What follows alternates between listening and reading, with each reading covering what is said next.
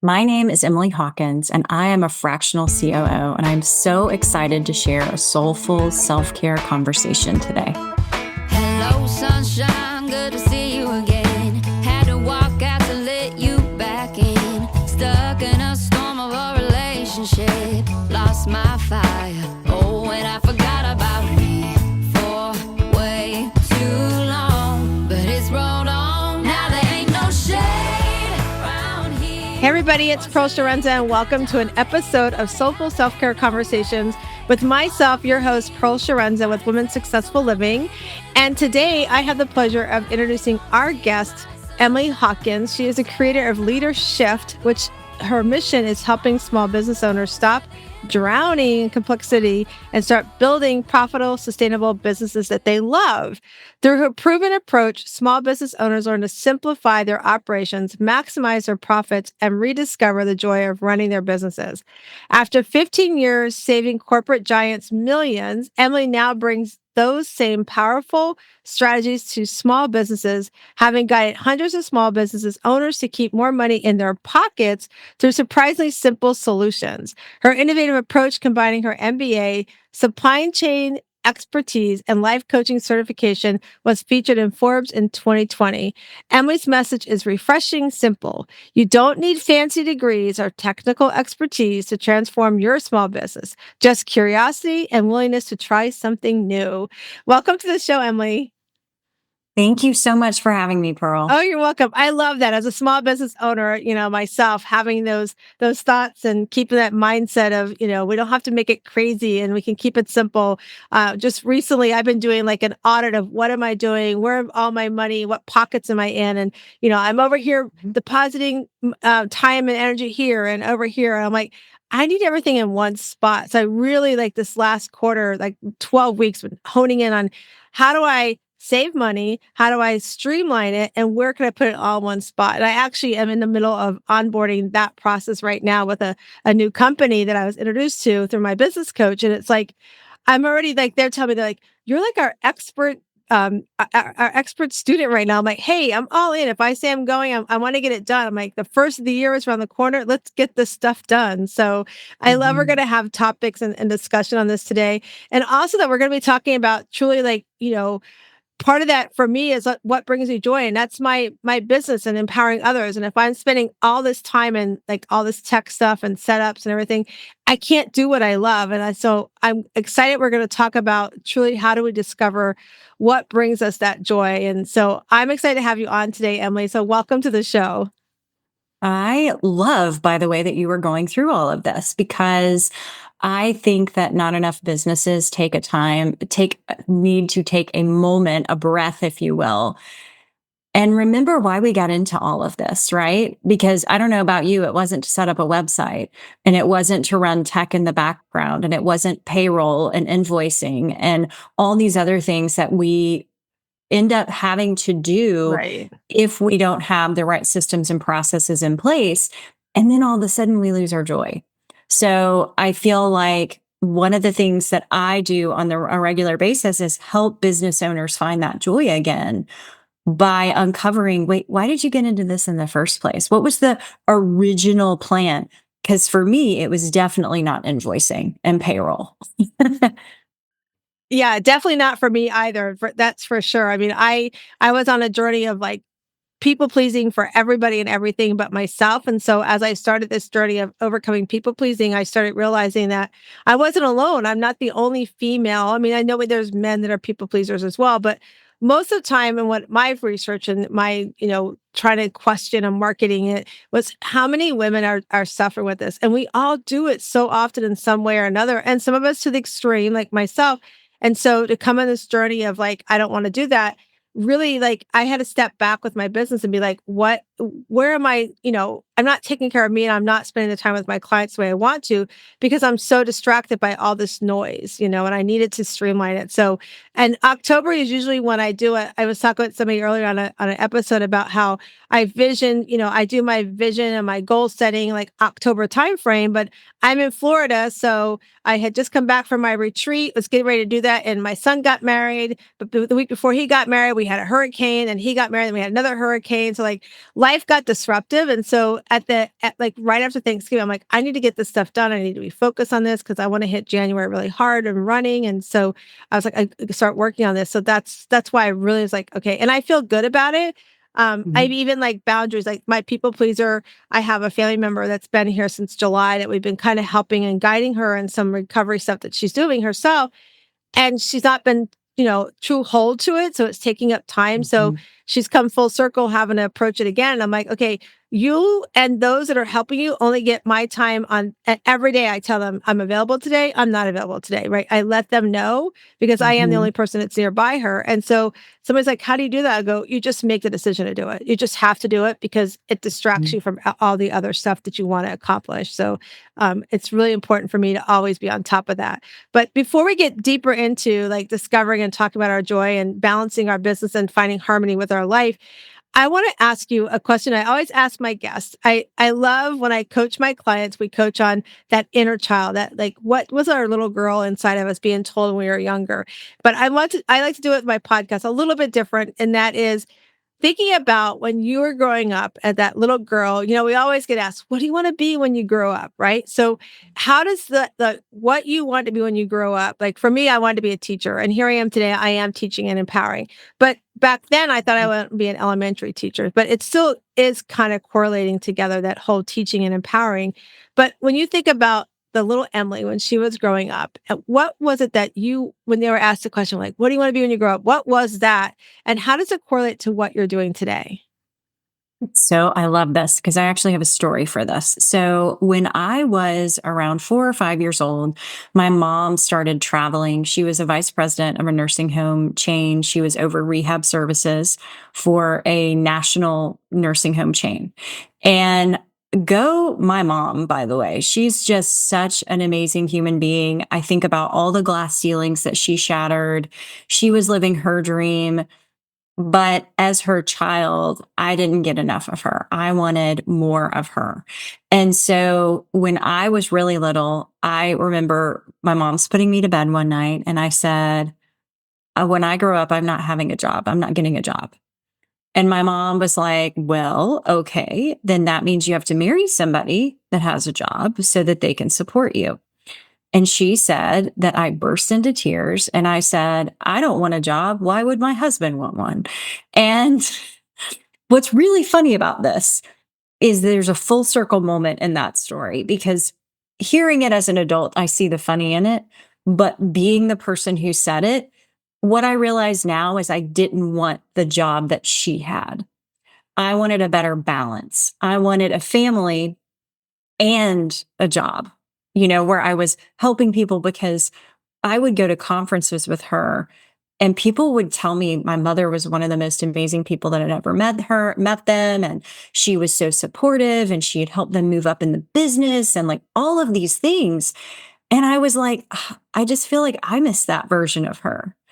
And I never wanted my children to miss that version of me. And it's funny, again, like I said, full circle moment. I left the corporate world about almost 8 years ago at this point. And it was because I was becoming my mother. I was living that corporate life, but instead of it being nationally, I was traveling internationally and I was standing up supply chains all over the world. Such an amazing opportunity, but my kids were becoming pictures in a frame. And I was losing the exact thing. It's like I lost that childhood part of me, right? It was like, remember, Emily, we said we would never do this. And I left the corporate world in 2017 and I am living that dream. I am living what that 4-year-old said, pretty much exactly how I envisioned it when there was no vision. There was no internet when I was that age. There was nothing like that. And it's interesting because my husband also is a very balanced person and works from home periodically. He's in sales. And so we do not live the life that my parents lived. And I'm so happy about that. Like, I'm like, Emily, 4-year-old Emily, you are brilliant. So smart. I love that. There's so much there to unpack. I love that, you started down that path and then you realize, "Oh, wait a minute, I remember saying as a little girl, I don't want that." And like you stopped it, you changed, you pivoted and you fixed that in your life. And how old are your kids, Emily? When I left the corporate world, they were 5 and let's see, 2, 5 and 2 years old. They are now 12 and 9. Yeah. And my daughter said to me, this was about a year ago. We were driving somewhere and she was telling me about a friend of hers and how sad she felt for this friend because her mom was never there. And she said, "Mom, you're just always there." Oh, And I was like, "Don't cry. Don't cry." Because it was like, this is it. This is the reason. yeah. That right there, you saying I'm always there is just Yeah. that's exactly what I wanted. It's And on top of it, being able to help other businesses and watch these small businesses that are so worried about that balance, helping them find that balance so that they can be at their kids' Christmas, lunch or, a Thanksgiving thing that they're doing and make money in their business and serve their community. I work with a lot of blue collar businesses. So roofers, floor and tile, car dealerships, auto mechanics, people that some of us kind of forget about. We forget that these people have families and they need a balance as well. And they can benefit from automation more than probably most of us realize. And so I've really enjoyed giving those clients of mine their life back. It's just been so fun. it's so powerful because, like we were talking about, how you discover what brings you joy and that personal exploration that we're talking about today. And it's so true because, like right now, here I am in Florida. We've had these 2 hurricanes. We've had devastation, all around us. And I have, in my network group, we have a company that I'm watching them like they didn't end up coming to our Christmas party because they were just overwhelmed, so much work. And I was like, oh my gosh. And like you're right. They have to find balance. They have to have that, and you got people on the other line going, I need you now. And we understand like that need, like you don't have a roof on your house right now. You've got, open walls in your home right now. But it's like, sometimes you need to step back and be like, that person on the other side also has stuff that they're dealing with from the hurricane too. And they're trying to provide for their family while they're providing for their clients and also trying to find that balance. And it's a hard target to hit sometimes without having, somebody like you to kind of guide them along and, help them kind of hold their hand and let them see that it's important because like you said, like when you talked about, your daughter saying that, it reminded me about why we moved from Virginia to Florida. We left Virginia because coming here was going to give me the opportunity to be home and stay home with the kids. And, while I did that, I still started my own business. And, I found a couple of jobs I was doing from home, virtually before we even went virtual before pandemic. And it was Mhm. great because I could go do PTAs. I could go do those things that let me be involved with what my kids had going on at that time. And then as I got older, I could add, I started seeing that I was doing so much people pleasing by being at these things that I held titles for that I wasn't having fun doing it because I grew up, in high school, I grew up with, some kids that had more in life than what I had from my family. So, and then there was a lot of, drama and I was just like, I don't do drama.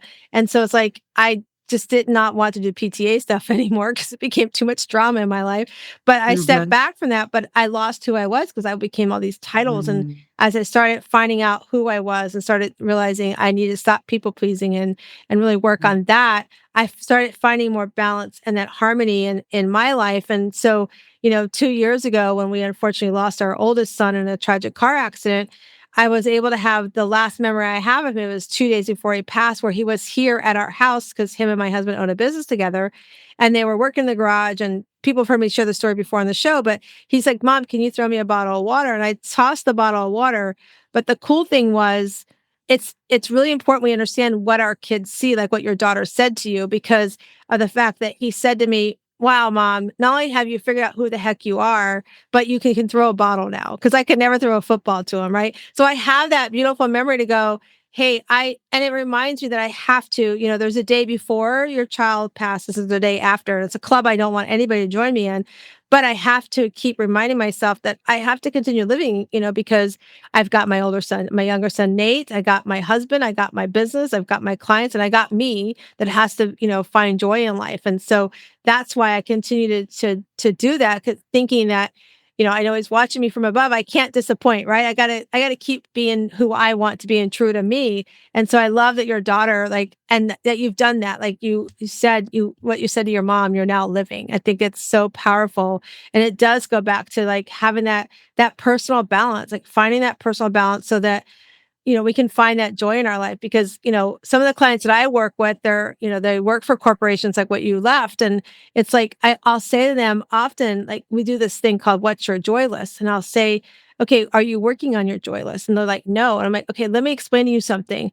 Your corporate world, something, God forbid, happens to you and you're not here tomorrow, they're going to slide somebody in that seat. They're going to miss you for a day. Let's just give them a day. Mhm. But for the most part, they're gonna be like, who are we putting in next? But your family, your friends, they can't do that. They can't put somebody else in that spot. Yeah, they'll figure out how to maintain their house. They'll figure out how to do their laundry, figure out how to make meals, but they're not going to figure out how to go on to life without missing you. And so I'm always like, what are we going to do to start finding that balance and putting more harmony in your life? Because it's so important. So tell us, the listeners and those that are watching us, what are some of the struggles that you see as business owners, like that and I'm going to put myself in there too, that we miss the mark on, or that we think, oh, we've got it, but really we need to spend more time in a certain area. What areas would you say that some of those might be? So I'm just going to start with something that's a little bit jarring that I think will help people understand the damage that they're causing right now. You are robbing your team of joy. And why I say that is because as a business owner, it's so easy to say, I'll do it. I got it. I'll do it. This will take me 5 minutes. Yes, but I would say, I don't know if you've ever heard the phrase death by 1,000 paper cuts. Well, as you own a business, it's death by 5 minutes because all of those 5 minutes add up. Oh, I can do this in 10 minutes. Oh, I can do this in 5 minutes. Sure, you can. But what you're doing is you're robbing your team of joy when you do that. And it's the joy of purpose because every single person was put on this earth for a purpose. And I think everybody's purpose is different. And I think we all fit together like a giant puzzle piece. And when we're all connected properly, there's balance, there's harmony, there's happiness, there's joy, there's all of these things. But if you, as the business owner, are like, no, I'm going to hire you as an expensive paperweight and I'll just do all the things, that is robbing someone of their purpose. And I know from you talking that you get it. When you serve, it fulfills you in a way that nothing else can. And when you are not utilizing your team, you are not allowing them to feel that. You are not allowing them to say, oh, I got done with that big project today and it was so great. And I'm so proud of the effort and work that I put into that. You are robbing them of that. And so what I see from business owners, and it goes back to that people pleasing, right? I love that you keep bringing this up because we think by not giving people work that they're going to like us more, be happier, less stressed. I'm here to tell you that when your team has less to do, that something happens. It happens to all of us, by the way, but I just want to use your team as an example. If you have little to do, you start to self-cannibalize. And what I mean by that is you have nothing to do. Your brain needs something to chew on. If you have given it nothing to chew on, it will chew on you. Oh, you're overweight. You should probably be taking better care of yourself. I'm not as smart as Sarah. I should have done this. I should be at different goals. You start eating away at yourself. And it's because that brain power needs to latch on to purpose. It needs to latch on to, maybe you love spreadsheets. Maybe you love data analytics. Maybe you love the payroll that you and I are not fans of doing. Maybe you love integrating systems. That's something I enjoy doing. Maybe you love customer service.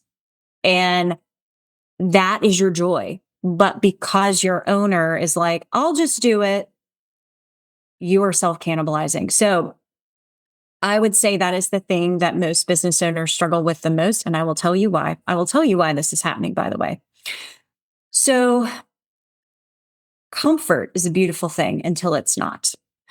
I want to use the example of a comfort, like a blanket, like when we were kids, like a security blanket, right? Why is it called that? Because it made us feel safe.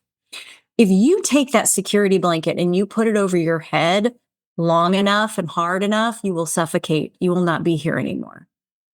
So, tasks in a business can be that for a business owner. It's familiar, it's safe, it's sameness.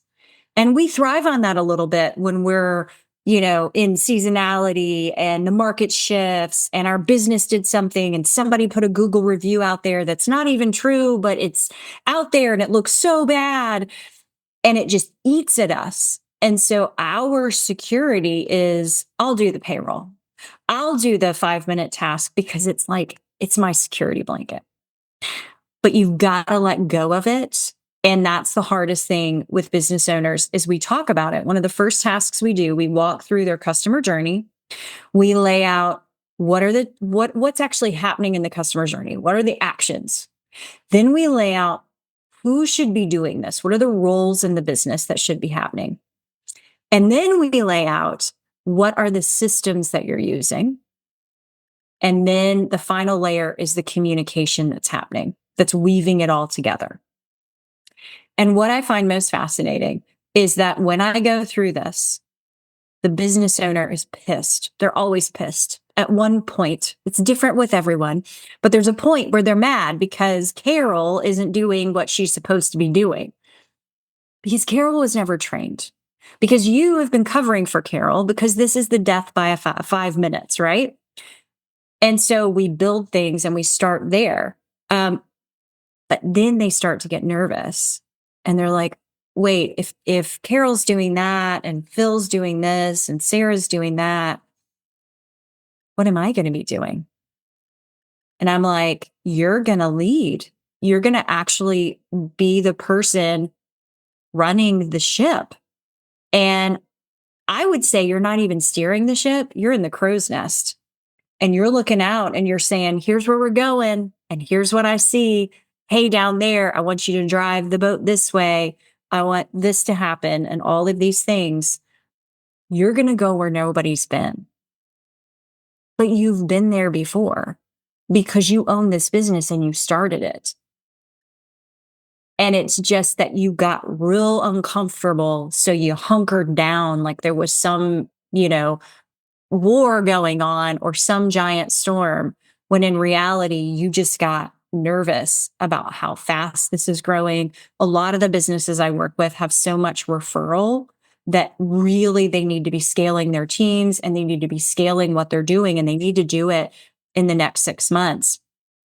And they will never admit it until a few sessions in that it scares them because they're out of their depth, because they're really good at serving, but they don't think they're right for leadership. And actually, they're perfect for leadership. And I love that they're as humble as they are because I can teach you how to lead. And so that's typically the joy that they're robbing their team, which in turn ends up robbing it from themselves because they're not spending time with their family and they're not utilizing their resources. And they're like, I'll just do everything. And I mean, martyrdom, what does it do? It kills us. And I don't think that that's a great legacy to leave. In fact, you've literally left nothing for anyone to carry on because you've been doing it all. So your legacy stops with you. And that's the exact opposite of what we really want to do in this world. Oh my gosh, there's so much cool stuff there. It's so true. I mean, I wrote down like robbing your team of joy. Like, that's so powerful because I remember when I worked in the corporate world in Virginia, I worked for a telecom company. I was in mortgages and there's a little downturn. And, my boss, if I got to call him Jim, but I still call him my boss. He was just here at my son's wedding. He goes, stop introducing me as your boss, dude. You're self-employed. I'm like, I know, but you're like this. So I call him my mentor. But anyway, so I remember when I left at one point, it's like, why are you leaving? I'm like, well, because, later on I said, I thought you were going to have to fire me. He goes, I wasn't going to fire you. I go, I know, but I was trying to save you. But there you go. We tell ourselves these things. But I went, it still was a great experience. I went to this telecom company. And it was before, I'm going to really age myself, Emily. It's before we had all this great internet stuff and we had to hand enter payments for your long distance. And that's when you still had Oh, long distance bills, right? And so they had wow. to be entered in by the end of the month, because the statement was coming out the first. And we had to wear, this is when we still had to wear suits to work. So we were all dressed up into the nine. We were salaried. So even though we were salaried, we were committed to staying late to posting these payments. And I remember like going, I have to motivate these guys in my department to want to stay late, to put these 12-hour days in and to still do the work and not tell me I'm sick or I'm going to go home because if they leave, I have to do the work. So it's like, what can I do? And, this is back before I started doing anything what I do today with mindset or anything. But I think it's also part of the people pleaser in me. And also I like to have a good party and have fun doing what I'm doing. And so at one point I was like, okay, I need to make sure that they're in a good mindset. So we had 6 of us and I would break us up. I'd break them up in like teams of 2. And I was like, we would have, we'd have our lunch, we'd have like one break. And I would make them take an afternoon break. And I was like, okay, you're going to go walk outside. If it's nice outside and we're not in the middle of a snowstorm, I want you to put a jacket on. I want you to go walk outside so you get that fresh air. If not, I want you to walk on a different floor away from anybody. I don't want you to be near anything at work. So go down to the first floor where cafeterias, walk, sit down and have a cup of coffee, whatever it is, but take 15 minutes out of the day.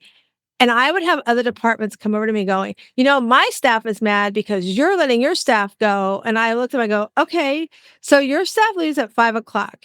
If your staff wants to come join us over here and stay the rest of the night and you're okay with it because their salary, they're not going to get overtime. Tell them to come on over. I'll give them a break at 5 o'clock before they come over to my department. That's not a problem for me. They look at me. I'm not giving them up. I go, okay. So, unless you're staying with me, I don't want to hear it. It's like, and for me, that's made them more productive. I wasn't having to do, I think that's why I learned that so early on. I wasn't having to do the work. But you're right. Like when I talk and I coach my clients, some of them are business owners and the personal development side, and some are corporate worker employees. I'm like, you've got to stop trying to do everything. You have to empower. Like what you said, you can't lift them up. Sure, I'll sit there, like you said, I'm going to cannibalize myself because I'm sitting there twiddling my thumbs. What am I going to do? I'm not valuable. They don't like me here. Like all those thoughts are going to go through my head. They don't think I can do the work. But if Mhm. you let me do the work and let them do the work and you empower them and or teach them something new that, Mhm. hey, I need to get this off my desk and Mary Jane could do it, I think, really well with my guidance. You might find out she does it even better than what you could do it. And she might, especially customer service. That was always my thing. If somebody struggle with customer service, like, let me do that. I like to make the experience fun. I like to make the experience like, even though you Mhm. may give me a bad review, I'm going to turn it into something fun for you, So I think it's a lot to say about how we become really good leaders. Like you were saying too, how sometimes I know that sometimes as, even myself as a soulpreneur I have this retreat I do every year. I have my ambassadors. I always find ways to uplift my ambassadors because I want them to show up at the retreat. I want them to be happy. I want them to enjoy the retreat. So I'm always interested in their feedback and being open to what they're sharing. But, I want them to enjoy the role that they've signed up for. I want them to, have that great communication with me and the retreat attendees. And so having this, like you said, I don't want to suffocate in tasks because I know what I love to do, but there's some things I'm like, "Ugh, I don't want to do that, and where my ambassadors came from was a friend of mine had attended my retreat as one of my speakers. And before COVID, I used to do it where you slept with somebody, you par up in beds with somebody you didn't know. And so if the speakers, we always had a separate place in the house, but we changed that. Now we're all together.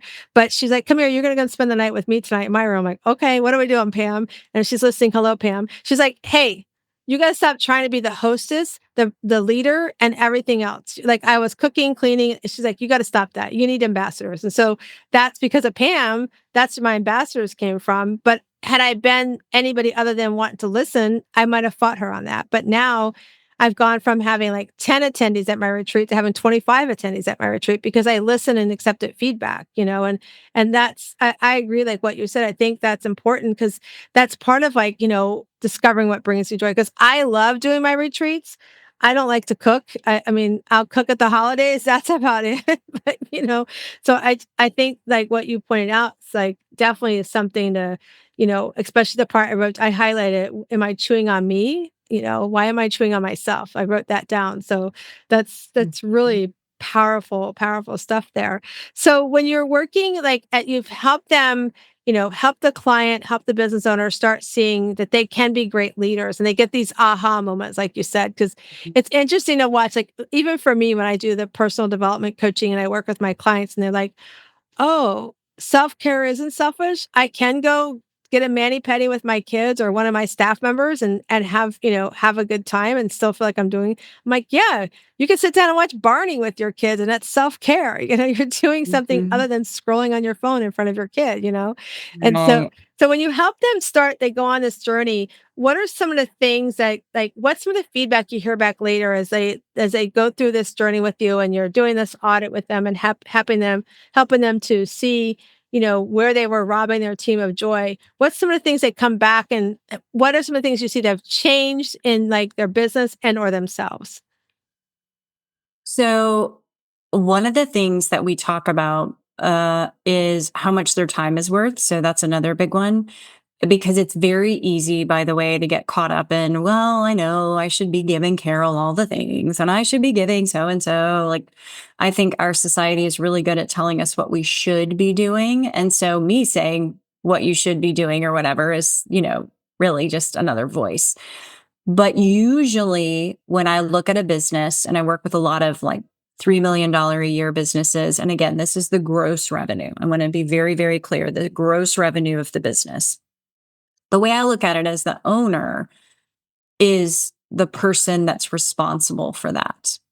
And so I tell them, I'm like, all right, that is how much you make. And I realize it's not what you make W 2 or as an owner draw or anything like that, but that's what you are in charge of bringing into the business. So let's make that your hourly rate. So not the 3 million, but when you divide it by people work roughly 2,000 hours a year, that's an hourly rate of about $1,500. And so we start saying, you doing answering the phones, is that worth $1,500? Oh, yeah, no, that's not worth $1,500. And so that helps them understand the weight of the decisions they should be making. Because at $1,500 an hour, you better be doing strategy. You're doing something that's going to bring money into the business. You're meeting with people. You're like, to your point, you're doing these networking events. A lot of mine work with homeowners associations and things like that. That is exactly what you should be doing for $1,500 an hour, not your payroll, when there are a million companies that would do it a heck of a lot cheaper than that. So that helps them understand that. And usually that's what switches it with them is like, oh, okay, now I understand that. And one of my favorite clients, the reason I say favorite is because he does what we talk about, right? He's a great, like, I'm going to go do it. He might not agree with what I'm saying, but he's like, you told me to do it, so I did it. So the feedback that I get from him is always like pretty real time. Uh, and this year he has golfed more. He has gone on more trips with just he and his wife. They've had date nights. These things did not occur to him before because he was so mired in work. And his wife found out that we were working together, got my information, and started messaging me. And she's like, I don't know what he's telling you, but I need more of him. And I'm like, I knew it. And we're going to get there. And so all of a sudden, they're spending more time together, and his business is making more money. So that feels counterintuitive, but it's amazing when you hand off the tasks to the right people, you empower them to do that work, and you get time away. It strengthens your marriage and all the other relationships there. And back to that self care. And then he's like, oh my gosh, I forgot how much I love golfing. So he has gotten together with a group of guys that he, in his community. And so every Tuesday they golf because they can. And it just makes me so happy. I'm like, exactly. That's so powerful. And it's so true. Like I love that you talk about the hourly rate. That's one of the first things my business coach taught me too, was like, what are you worth? And then I start looking at tasks and going, is that task really worth my time? And that's where, you know, one of my, actually my realtor friends, who's actually our realtor, her daughter's in college and she's like, I need some part-time work. I'm like, hey, can you do this part? Like she manages my podcast and sending out the stuff. I'm like, I can do that. So she's doing that. And like, we just literally planned out, like normally, like I was saying, October, I start planning my next year stuff. And so I was like, just before Thanksgiving, I was like, I got to start honing in on what my vision is for next year. And I came up with my goal and everything. And I literally did my entire year's worth of social media postings. And I said, put it in a spreadsheet to her. And then I went and used, you know, some of the resources to say, what kind of pictures should she have with these? And I sent her all of that. And I said, here's a spreadsheet. And here's what I want to do a check and balance. So, so every Friday, send me this because on Fridays I'll review it. And then that way we'll always be about a month ahead if we keep doing Mhm. that. So she's like doing all of that where I would have been spending the time making the post, like she's now taking that on too for me. So it frees me up to do more of the focus on my podcast. Like my goal for my podcast is to have the entire year recorded by April 18th of next year. So then, Wow. yeah, so then I won't have to start doing recording. So like October of next year, you know, so I'll have that summer to do other things and stuff like that. And I love that, you know, that example you gave where you worked with this client when we listen and we apply the things that we are hiring people like yourself to do, it becomes so valuable. And people, you know, a lot of people don't see the value in a business coach and a life coach like myself because they think, oh, I've got it. But once they are open to seeing that, you know, Mhm. you say, you know, like I often tell people, they'll tell me, I can't afford it. I'm like, how many times are you going to Starbucks a week? Like, tell me that, you know, let's add that up, or, you know, and they'll challenge me. I'm like, okay, let me give you, especially when I used to just health and wellness coaching, and they would tell me I can't afford a program. I'm like, okay. And I do it now. I'm like, let me give you this envelope. Every receipt you spend on anything, whether it's going through a drive-through, Starbucks, or something that you really don't need that could have been at home, put that receipt in the envelope. And in 3 months or 2 months, call me. And we add it up. And I'm like, okay, that money you just spent there in 2 months, we can do this. I don't have them look backwards because you don't want to regret. But in 2 months upcoming, if you put that aside, here's where you can go from here to here. And it's so powerful because sometimes we have to see it, you know, and we have to in order to believe it. And I love that that's what you're doing. And I think it's cool that, you know, spouses. I love spouses calling me. I work with mostly women, and I always tell them it was so funny. I have one, and hi Richard, I'll yell out to him right now. But I have one that he'll call me for his beautiful wife, Anne Marie. He'll like, okay, I know she's hearing it from me, but I think she'll hear it better from you. He'll call me. And it's just powerful. I'm glad to be that coach in the pocket for somebody, especially for relationships, you know, and it's so fun. So when I work with somebody, just recently I was working with somebody and she was sitting in her living room and she had me on Zoom and her husband could hear us talking.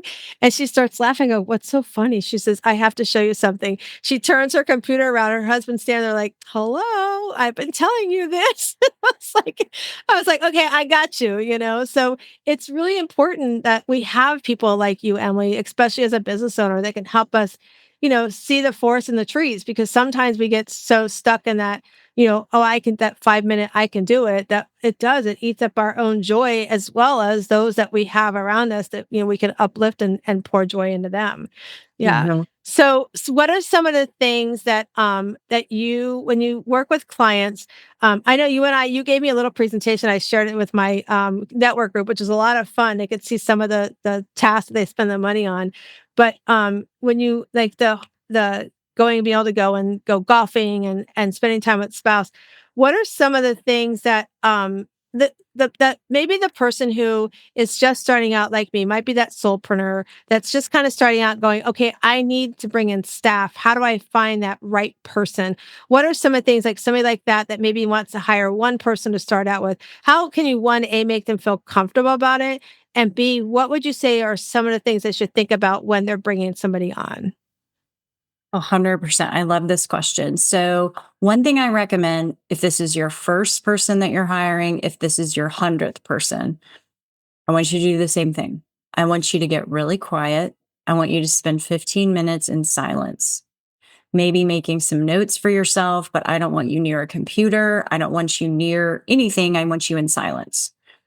And what I want you to do is write down a dream employee list. And if you want that person to do your laundry, write that down. There is absolutely nothing wrong with that. Like, I want this list to be as crystal clear as possible. And I will tell you why I want you to do this. When I was in the corporate world, when I started leading people, I was not leading them, I was managing them. I was terrible. I was basically the worst boss you can imagine. I went one end of the spectrum. I want to be everybody's friend. That didn't work. So I went the other way of micromanaging. Also a bad strategy, by the way, did not work. So I was like, just people were coming in and out of my organization. It was like my office had a revolving door in it. So one day, in a fit of like frustration, I said what all of us say when we are managing in either direction like that: good help is hard to find. I wish I could find better people.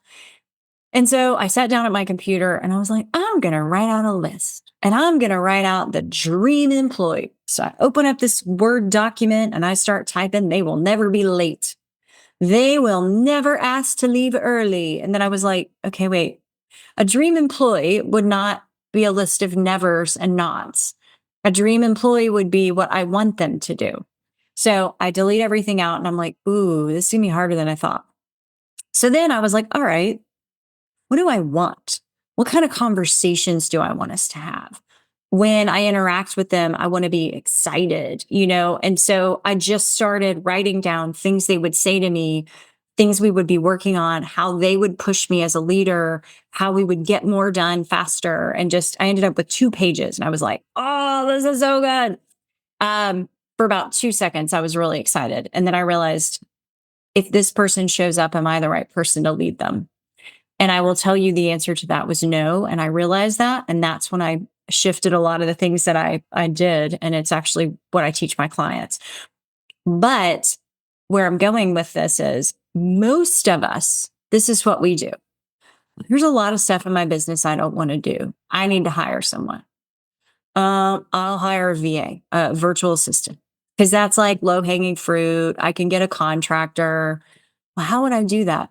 So you Google it, or you go on ChatGPT and you ask ChatGPT, and ChatGPT comes up with this pithy sort of thing that looks real official, right? Or you go on Google and you copy somebody else's job description that, again, looks really official, and you put that out there. And you interview somebody based on how similar they are to you. Oh, I really like this person. I would hang out with this person. So you hire them. And then for the next 6 months to 5 years, you are angry every day. And the reason is because you did all that wrong. You didn't start at the beginning, which is, what do I need? Y'all, I don't need another me in my business. I need somebody that is very different than me, because they will see another angle, which will help me in a much better way. And if I have found over the years, by the way, that I still enjoy coffee with people that are not just like me. So I don't want to make that like you have to hate the people that work with you. I'm just saying it's very easy to be attracted to somebody that's so similar to you, but that's not doing your business a service. So there's that. And then also making sure that you know exactly what you want that person to be doing and how fast you want that person to be doing it. Because here's what another thing happens. Business owners say, I want to hire virtual assistant, random like manager of this or that. And they put off the hiring for too long. Then they're like, well, I don't know, I'm not going to have time to onboard them. So they put it off for longer. And then they're just drowning. And they find someone not really the right fit because they really didn't spend the time on the job description. And they hire a really expensive paperweight. And what I mean by this is, I am the business owner. I am super busy. I hired you. I need you to go figure it out because I can't spend time with you. And they really don't know anything. I don't care if you hire someone with 15 years of experience or 15 minutes of experience. They don't know your business. They need to understand how you do things. What does success look like in your business? And so I give my clients a 90-day onboarding plan. So we write job descriptions together. We write the questions that they should be asking in an interview. And then we also go through this 90-day onboarding plan that, by the way, isn't like you're sitting with them on their shoulder or something for 90 days. That would be horrible.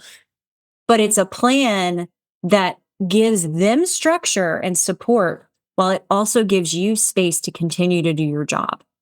And when people come out of this 90 days, and it happens before the 90 days, but coming out of it, they're like, oh my God, this person is just so productive. They are helping me in ways that I never thought, and all these things. And it's like, exactly, because you supported them. First of all, you got clear about what you wanted. You found people that were different than you so they can actually complement what you're doing. And then you spent the time onboarding them with a plug and play. Like, I give them exactly what to do, how to do it. It's not intense, but it gives them so much structure and accountability that they have meetings with these people. And then they realize there's two things that happen. One, they get really productive, or they are able to let this person go before 90 days because, oh, not the right fit. And that is equally as important as keeping that person and making them productive. Because at the beginning of this, I was saying, you hire someone and for the next 6 months to 6 years, they piss you off. A lot of people, back to that people pleasing, are like, well, I spent all this time and I hear this all the time. She's a really good person, or he's a really good person. Guess what, y'all? I think that 99.9% of human beings are good people. Them working in your business has nothing to do with that. Absolutely nothing to do with that. You can fire someone, let someone go, and you are freeing them to live their purpose, have more passion in their lives. It has absolutely nothing to do with that being a good person. So I want us to all like divorce ourselves from that. But I love that. that's really something that I see regularly. Wow, that's powerful. I mean, divorce ourselves from that is, and it's hard sometimes, especially as a business owner, like, because like you said, and I love that, like taking the 15-minute silence, like to write that dream employee list. I wrote that down, like how fast, what you need them to do.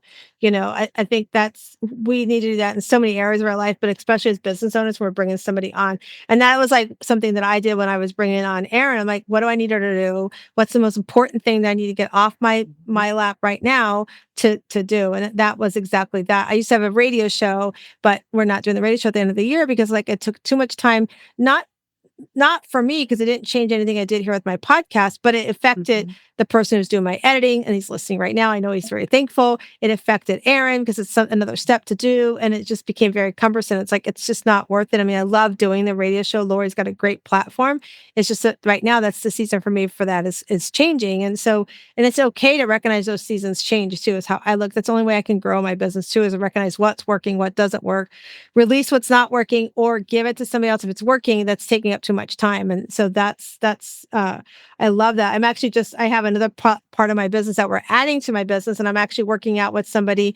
We're kind of doing a barter thing, but at the same time, like, listen, you can actually make commission off of it if it works right. I'll let you earn commission too off of it. So it's not just a barter part for you, and it brings both of us, revenue. It's just like, well, I'm all, in for that. So I recognize that I need to be able to do things like that too. So I'm so glad that we talked. This has been so much fun. We could talk hours for this.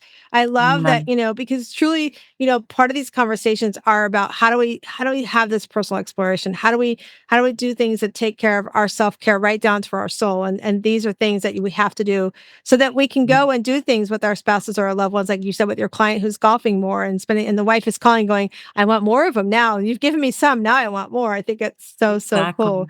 So Emily, tell everybody how they can reach out to you. And we'll also put it in show notes for everybody too. Most definitely. You can find me at Emily Hawkins, the number 4, the letter U, anywhere. So Emily Hawkins, the number 4, the letter U.com is my website.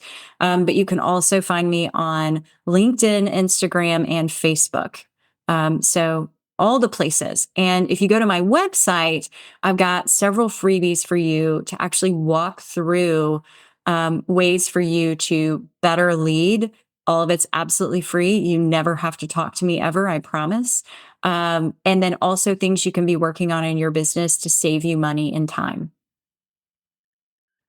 I appreciate you being with us today, and I will definitely share that. I'm excited to share this episode with my network group because I think this is something they all could learn from as well and hearing the conversation.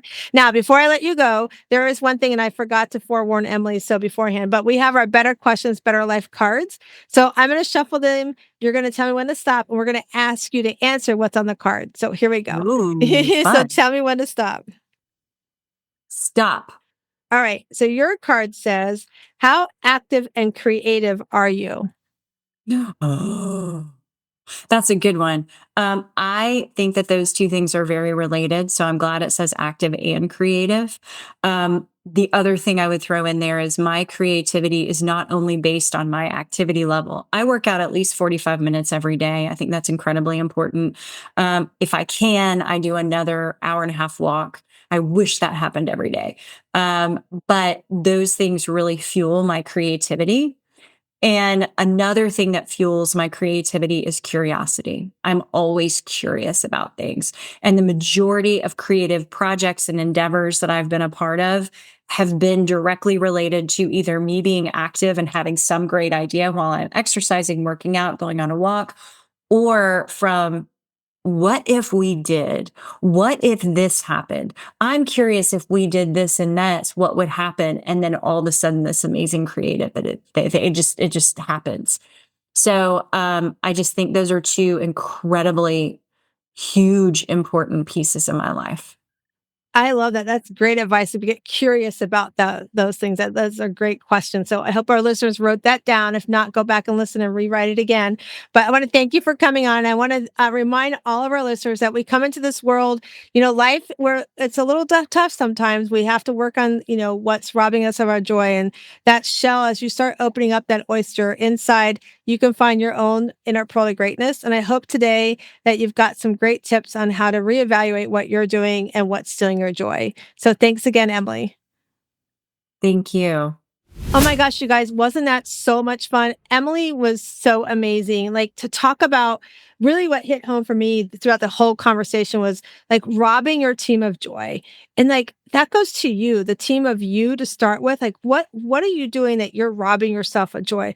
What people pleasing, what modern things are you doing, these saboteurs and judges that are showing up for you that's keeping you from your joy, whether it's joy doing things for yourself, hanging with your family, growing your team, growing your business. What is that you're doing today that's robbing of your joy? And if it's something you want to work on, if it's something you want to become that Shiro of having your own journey of where you're showing up for yourself. And remember, Shiro is like, I want you to become stronger. I want you to become that happier person. It's not letting things steal your joy so that you are empowered to show up for yourself in ways you're not doing. That you're empowered to be with the family and friends, like 100% there, not worrying about all the things that have to get done. And then that way, when you do show up, they've got all of you. They've got that radiant glow up that you are. And then you truly get to be that original person you are here to be, that person who's empowering others, that's helping others being yourself first, helping yourself grow, helping your team to become the team of an amazing product you're putting out there if you're a business owner, or even if it's the team of your home, become much happier and have more harmony and balance in your life. And if that's something you want to work on, I'm going to encourage you to book a call with me. You can easily maybe take a 30-minute session with me in our mini coaching session. And if you want to learn more about that, just go to wsliving.com/Shiro and grab a time with me today. I would love to spend 30 minutes with you and give you a little mini coaching session. So again, wsliving.com/Shiro, and let me help you find your inner Shiro of greatness. Have an amazing day.